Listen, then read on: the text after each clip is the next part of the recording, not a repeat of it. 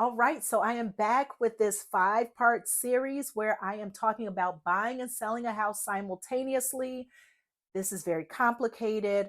A lot of homeowners don't know where to start, may not know the options for buying and selling at the same time and how that works. If you haven't seen all the videos in this series, please do subscribe, click the bell for the notifications so that you can see everything. Now, let's talk about the third option.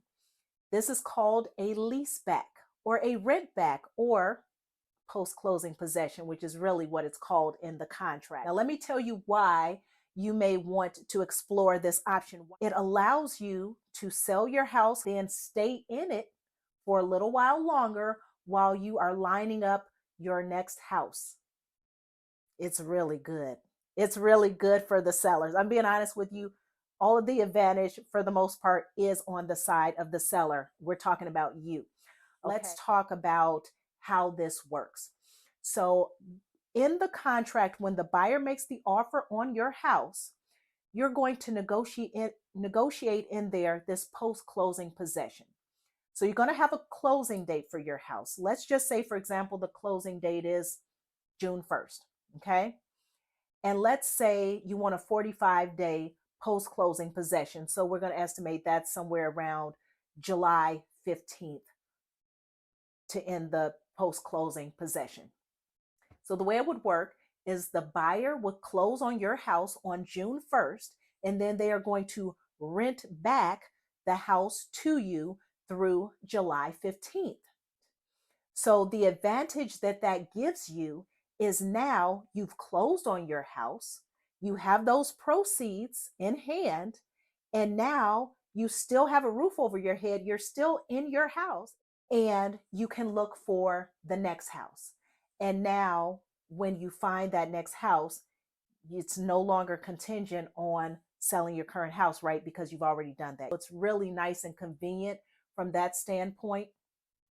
And then once you find the new house, right, you're going to make that offer on that house, and you're going to make sure that you will be closing on that house during the time in which you still have this rent back period with the new buyers of your house. And then you just have a really seamless transition directly out of the current house and into your new house. It's really a wonderful thing for you as a seller. Now, let's talk about some of the cons. This is what we call a rent back, right?